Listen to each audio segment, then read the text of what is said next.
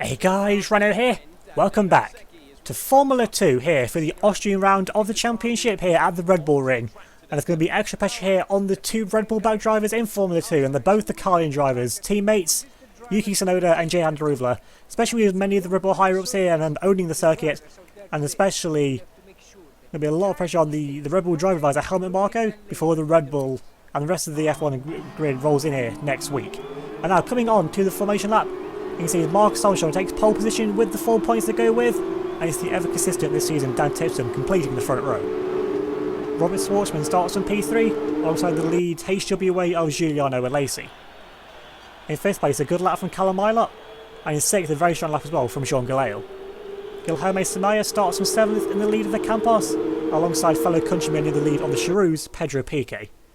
Jack Aitken and Guan Yu Zhou ran off the top 10, and it's Tadasuke Mikino starting just inside the points places from 11th, alongside the lead high-tech of Sergei Sorokin.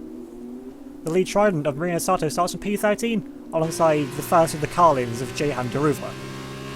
Felipe Drugovich starts from 15th place, alongside one of the other championship contenders, Artem Markelov.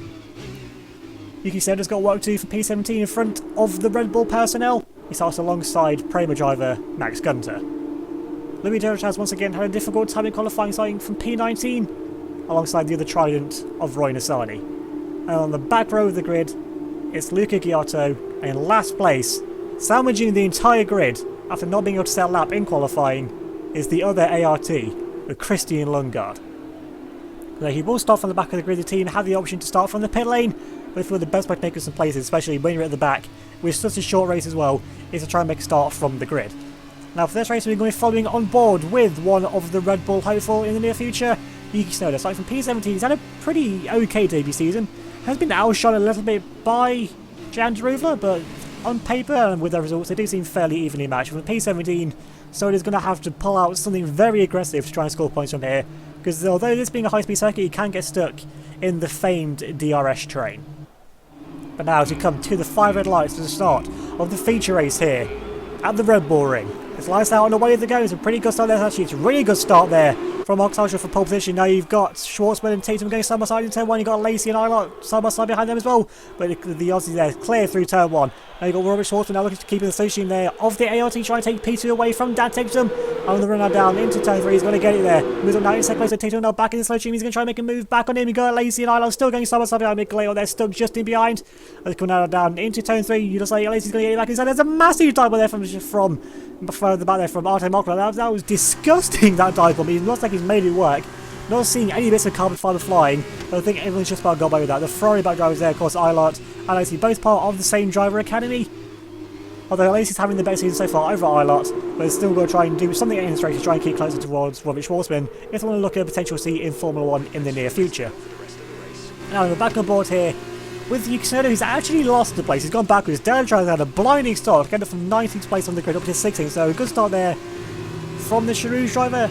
He's definitely had better race pace than qualifying so far this season, but most of them usually haven't been all too great. But now we've got the two Carlin running together, so Carlin in general haven't had a good start to this race. You've got just in front of Tsunoda his teammate Jehan Daruvla, who previously in F3 was part of the Ferrari Academy, but ultimately lost out on that, moving to Formula 2, part of the Red Bull Academy now, as Mark Solskjaer, of course, leading the race. Puts on the fast lap now in the station here of the teammate now. He's going to go very defensive there to the inside line. It's Daruvla. He goes very low on the brakes. Well, almost makes a move there on Dedras. Almost has a defensive move into an offensive one. That's taking very tall line there through turn 1, which is going to give once again Tsunoda a better run of this straight here now in the run into turn 3. In the section, and of course, no DRS there. Now we've been activating until the next lap. Now going to the inside line, Daruvla goes for a massive dive. Oh, I thought Markelov was bad last lap. That is brutal, that dive, but it makes it work. And I think he's just caught the Charoux driver there absolutely napping. I mean, even I was expecting that. Somehow, he managed to get the car stopped and didn't make contact with anything. And then Markelov has to go down because he sees the presence, sees what sort of an attacking mood that Jehan Daruvla is in. He's got a point of view as well here in front of the Red Bull personnel, and especially Helmut Marko when he keeps his place in the driver academy. Now you've got Tsunoda still having to switch his attention now to defending from Max Gunter in the Prema, who's had a bit of an up and down season. I mean, he took pole at Italy in the last race out, and he's back down here in 19th place this time out. So this sprint is very close. One poor lap in qualifying is worth about 10 or 15 places, if not more. On to lap 4 of 20. They put a personal best out there, 1.5 seconds quicker, so he's starting to get the pace in now. There's not going to be any issues for tyre wear, or it is a was-up right side, going from softs to the medium tyres later on. As you were seeing from the start graphic, everyone also starting on the softer compounded tyres. But on the run now down into sector, you're looking for him, but dive there, has to think about a dive there, shows the nose to Delatraz. He's not having much luck with the Carlins today. They have sort of been bullying him in these first 4 and a bit laps. And then once again, in this now DRS rate, which is the problem here, which is the reason why overtaking doesn't happen so much, because all these cars here, the cars themselves are spec, so one car to another is exactly the same. The differences are how they've been set up, so with the cars in theory being so even, that does make overtaking slightly difficult, unless you've not got the outside driver. Once again, Delatraz again going defensive there to the inside line, forces Tsunoda there to try and get long around, has to have a little bit behind the third Gunter, and he's a dog there, Tsunoda takes it with a massive dive there, massive dive bomb to the inside line, forces his way through on the inside line of the Charoux, and it's not just Aruvla getting fighty today in front of the important people here at Red Bull.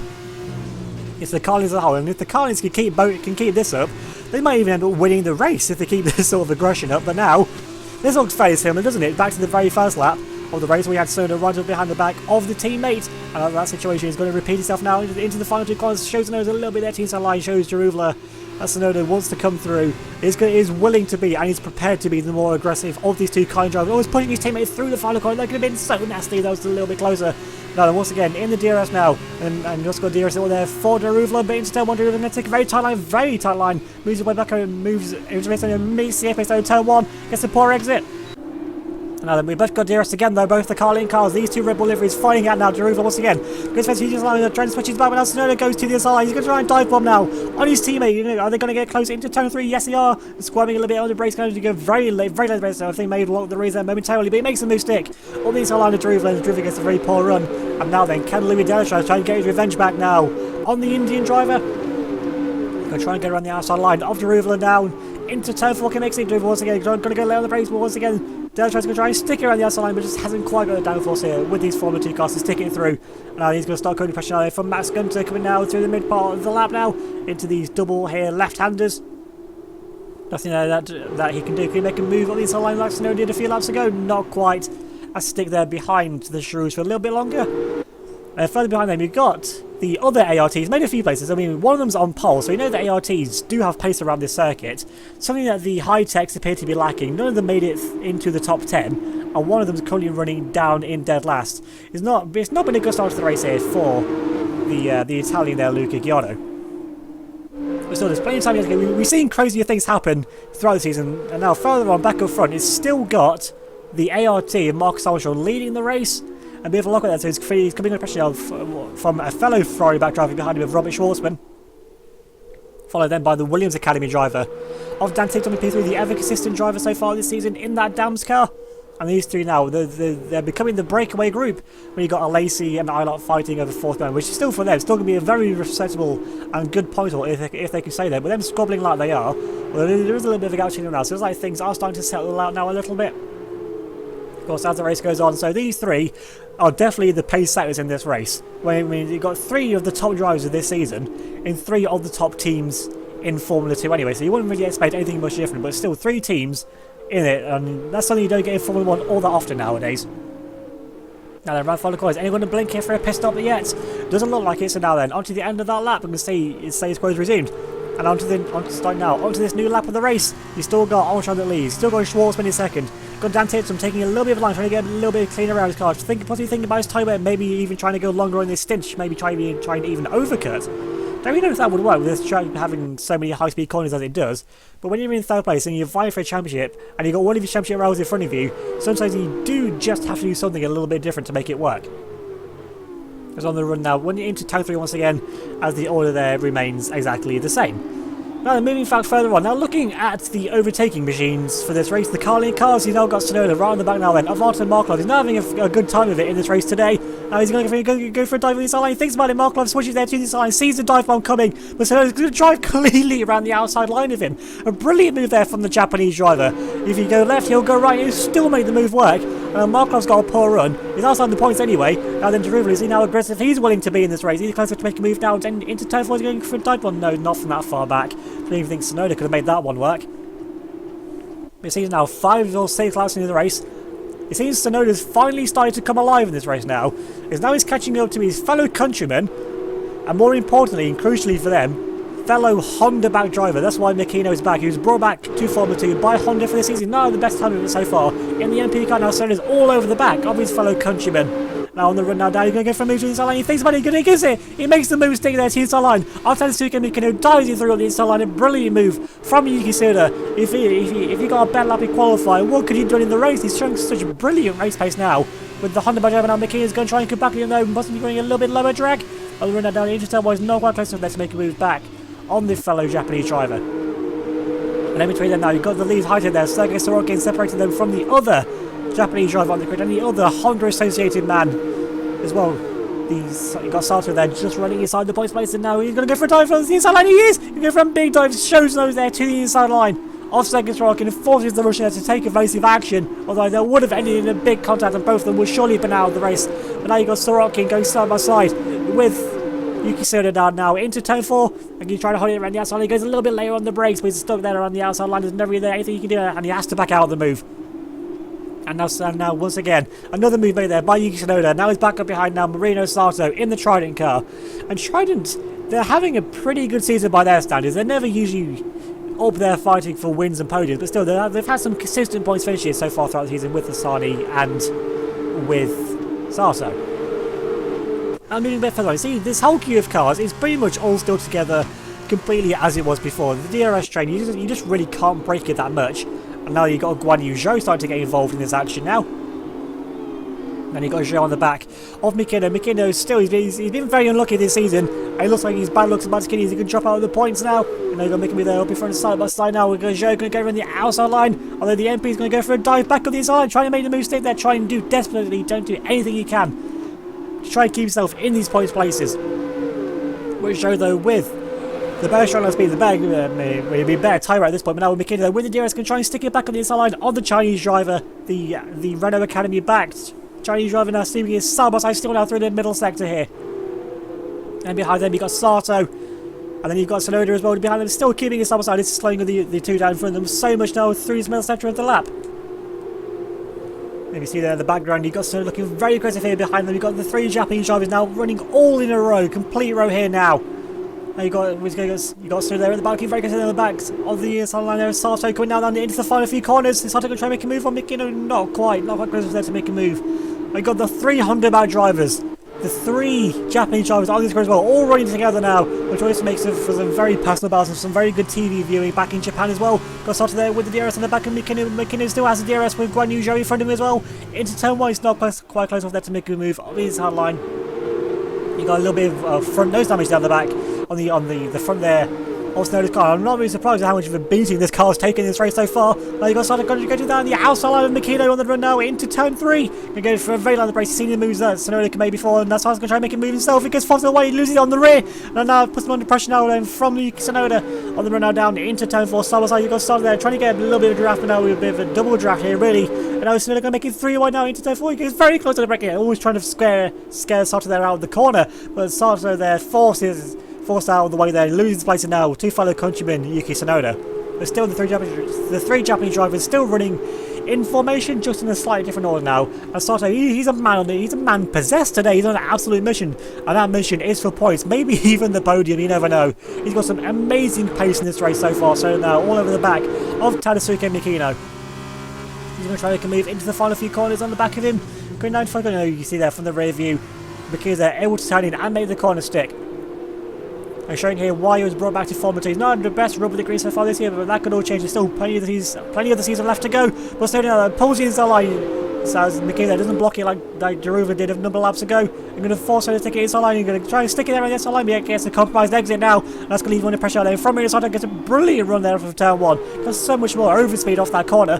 Now he's going to try to make a move on the fellow countryman as well. On the run down into turn 3, he makes a mistake. He goes for a dive for Tsunoda as well. Not quite. It shows that he keeps it to the inside line. He thought about making a move on Sato as well, but wasn't quite close enough there to make a move stick. So Mikino is starting off pretty good for him.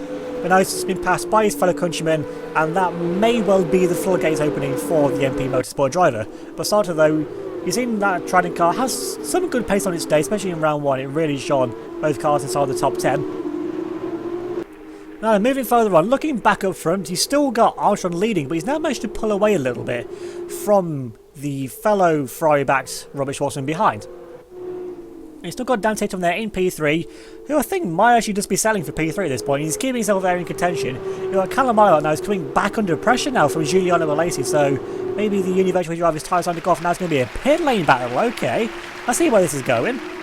Of course, there's less people on the pit crews in Formula 2, so the pit stops will take a lot longer, and there's much more of a human element involved in these pit stops as well. And coming in here now, it's going to be ART versus Prema versus Dams. It's probably going to be about where the pit box are as well, because it might be actually far enough ahead to come out in front of the cars coming to the pits.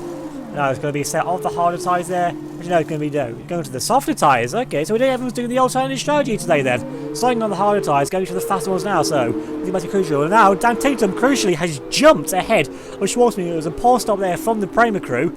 And the Dams put off a good one and getting him out now into what will be a net second place. They're going to come out in the last 3 positions, unless anyone else behind also pitted. Which means that Max Gunter is almost a pit stop behind his teammate Robert Schwarzman. I mean, he's probably going to get called out in by the time he comes to the pits as well. But now Dan Tatum's been unleashed from behind Schwarzman. You see from the first thing, he seems to have better pace than the Russian. But now, can the Williams Academy driver, who's something to drive further to secure his place, potentially on the grid in F1 next year, by going and taking the lead from Marcus Armstrong, who's going to be caught on now behind the trident of Roy Nissany. There you got Max Gunter involved in this queue of cars as well. And then you've got the other ART of Christian Lundgaard, who's sure he's not going to be holding up his teammate. And you've got most of the other cars now who will be pitting on the end of this lap anyway. You've got Guan Yu Zhou decided to get a little bit of a breakaway there from the cars in front. Now as we follow the Chinese driver now into the pace, looking to become the first Chinese driver in Formula 1. He's going to need to pick up his performances and quick. He's not had the best of times so far in that Univirtuosi car. And there's going to be a change of tyres there for the Campos of Jack Aitken. Once again, the softer tyres here for all the cars coming to the pits. But Guan Yu Zhou is going to get Halsey. Oh, that was lucky. He was lucky that those other cars behind just parted ways, because there was a queue of 7 or 8 cars coming down that pit lane at the same time. And you've got Sean Gale leading there just in front of the Univirtuosi car. But now then, has the overcut or the undercut worked out here for Guan Yu Zhou? He's going to rejoin now. They're back onto the track. Whereabouts is he going to come out? He's going to come out in a battle side by side. You got Charouz and he's out Sonoda, I think it is, with battling behind. Look at now, Sonoda makes a mistake there on the end. Going to put his line as well. Could be 3 wide, just about, almost there into turn 3. Has got Joe there on cold tyres. No tyre blanket, no tyre warmers here in Formula 2. You've got to make all the temperature yourself out on the track. And stone cold tyres there. Steve Austin inspired tyres for Guan Yu Zhou. Did not do him any favours there whatsoever. There's lots of position there too, so it looks like the undercut was the way to go. And I'm guessing that was Piquet in the Charouz car as well. But now then, on to lap 18. It took this long at the race, and now Sonoda's right to the back now of his next potential overtake. On the back of Guilherme Simeia, he's having a really good race. He's not had, like Mikino, he's not had the best season here in Formula 2, but it is his rookie season. And the Campos car does have pace. We've seen so far Jack Aitken win a race at Monaco with it, very luckily. But it's also proved to be the most unreliable car on the grid as well, with Campos having the most mechanical retirement so far this season of any other team. I think even put together, the cars just really haven't been lasting and going the distance. Both of them have made it 18 laps so far into this race today. We've got to make it another 2, and Simeia could be on for his best finish in Formula 2. And ahead of them you've got Galeo, who's on for his best finish in Formula 2 for a very long time as well, if he can hold up that piece. And Sonoda has a little bit of a low, but it's going to compromise his exit though. And you've got Guan Yu Zhou right behind, so Zhou's he's had better pace on the soft side, which is strange because he didn't have the best qualifying, so you'd think he would have been better on the hard tyres to start with. But now then, Zhou going to go for a move on the back of Sonoda. No, he doesn't even bother defending that, so Zhou doesn't go for a move, but Simeia is slow on the apex. Maybe he's up his tyres a little bit too much, trying to hold up Sonoda. And Guan Yu Zhou, no, he's made a mistake. It's going to be a driving attack. Both of them have got DRS. Feels like Sonoda with the overspeed, with the bear run off the corner, just has a little bit extra momentum and pulls through now ahead of Guilherme Simeia. Now into P7, so it's been a gain of 10 places here for the Japanese driver. Definitely driver of the day if you don't want to count anyone inside the top 3 for that on it instead. But it's still here, there's still one other place here. Now Yuki Tsunoda could well make up. He's matching his best lap pace so far. Hasn't got the best lap of the race because he hasn't got the purple border around his name. But he's had some very strong and very consistent pace. I said it at the start of the race, I'll say it again. just what could have happened if he started 10 places higher on the grid. He'd definitely be in contention for this race win. As he's got yellow flags behind, so he can't make an overtake down the straight, and that may just save Galeo. And coming down the side, show you the open DRS momentarily, but they realise he's got yellow flags. So hopefully they get away with that. We've resolved the issue because it's instinct just to open the DRS as soon as you get the beep in your helmet to open it. But now we've got green flag racing now. We can return to green flag racing conditions. Now we've got DRS once again on the back of the Indonesian driver.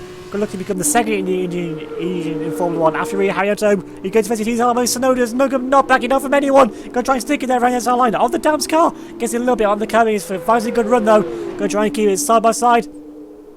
Now Galeo's going to try and hold it on the inside line. Wants to become the second Indonesian in Formula 1. He's running out of time to make that work for him. He's running out of time in this race as well. On the final lap, Tsunoda makes up yet another place. He's been such a good drive here from Yuki Tsunoda. You got Alazy, he's managed to get himself ahead of Callum Ilott. But absolutely no one has come close in this second stint to Marcus Armstrong. He's dominated the field, led from start to finish. Probably also has the fastest lap of the race as well, but we'll have to see that at the end. And coming up to the line, the ART driver Marcus Armstrong wins in Formula 2 for the first time in his debut season. And Dan Ticktum's just going to hold on to P2 head there of Robert Schwarzer. So once again, another good, consistent race from Dan Ticktum in second, but he can take nothing away there from Marcus Armstrong. And it's coming up to the line. It's going to be P6 for Yuki Tsunoda, weaving there across the line. A really, really good recovery. And I'm sure that's going to... Pretty sure that's going to put him back in the good books of Helmut Marko. It wasn't the best qualifying, but he pointed through in the race and got drive of the day. You don't get points for qualifying unless you're on pole, but you get the points in the race, and that's where he pulled through. But now looking at a replay of what caused those yellow flags before we go to the Emirates celebrations. And we're looking here at the Campos of Guilherme Samayo. It's an engine failure again. He was in P8. He was having such a good race. He was having the race of his life in Formula 2. But he just wasn't to be once again. That Campos car, as his teammate Aiken pulls through. See the Mechachrome engine goes up in smoke once again. These cars are so unreliable. I mean, they haven't got the best reliability record anyway. But for the Brazilian, he doesn't deserve this. He was having such a good race. Giving such a confidence boost as well, but he can be proud of the way he achieved this race. He was having such a good one. If that race was 1 or 2 laps shorter, he'd have secured his best finish in Formula 2. But back onto a team that has absolutely everything to celebrate there, using the Alfa Romeo pit crew garage as it will be for next week. The ART team and Marcus Armstrong there on top of the world, on top of his F2 car as well, with the Dallara F218 chassis.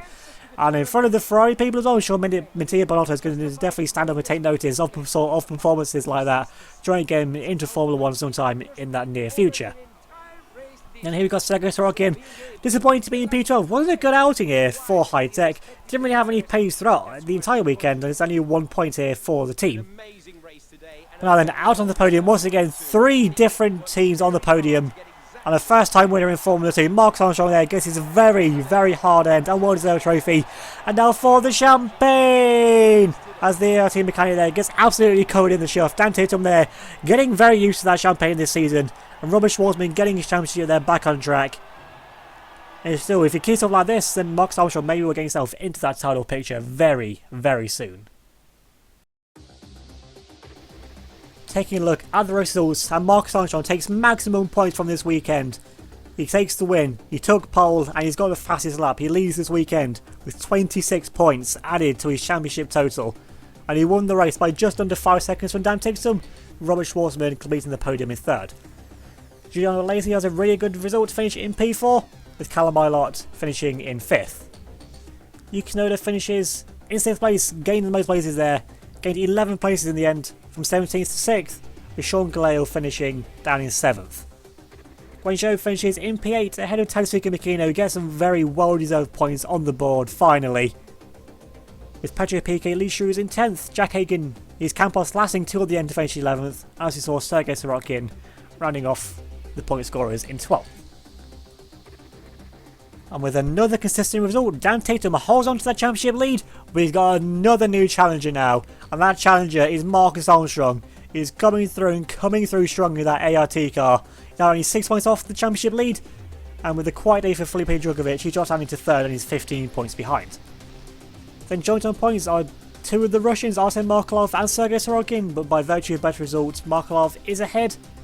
And then one-time race winner so far this season, Jehan Druvela drops down into 6th. 1 point ahead of Callum Ilott, who's also 1 point ahead of Robert Schwarzman. Luca Giollo, after finishing last in today's race of the finishes, drops down into P9. He's 2 points ahead of Jack Aitken, with Gino Alessi getting himself up into the top 12 on 29 points, 3 points clear of Pedro Piquet, who rounds off the top 12 for Charoons. And Dams just have more and more things to celebrate today. With ART, they take the lead of the championship now. They're only 1 point ahead though of fellow compatriot team Dams. And in P3, dropping down now, you got High Tech, and they're 7 points behind. HWA still keeping themselves in the title picture as well, only 9 points off, with Carlin leading the second tier group, it seems, in 5th place on 59 points. 1 point clear of Prema, get up now into P6 on 58. And you have MP Motorsport down into 7th on 52. 4 points further back is Charoons on 48, and in turn they're 4 points ahead of Uni Virtuosi, with Campos in 10th on 30, 10 points clear of Trident, who are in 11th. So that's been an overtaking masterclass from Yuki Tsunoda today in the F2 feature race. So if you enjoyed the video, then please leave a like, leave a comment down below, subscribe if you're new, hit the notification bell, so you have any future videos, which will be on a Monday and Friday definitely. Wednesdays if I can, because I do work full time, so I can't guarantee 3 videos a week, but Monday and Friday for definite. As you've seen here, select Saturdays for Formula 1 and Formula 2.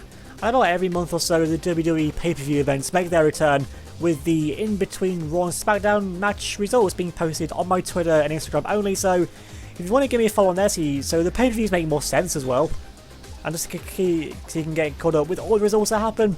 General updates about anything that I need to in the passing week from one video to the next. As well as on Instagram, if you enjoy shiny cardboard in the shape of a Pokemon card, I've got quite the collection. I've got sealed product now as well, getting to that. So if you want to see that as well then, and if you want to encourage me to buy more children's cardboard, then definitely go and give that a check out as well. That's how I'm going to leave things for today. Thanks for watching. I'll see you all next week for the F1 Grand Prix here at the Red Bull Ring.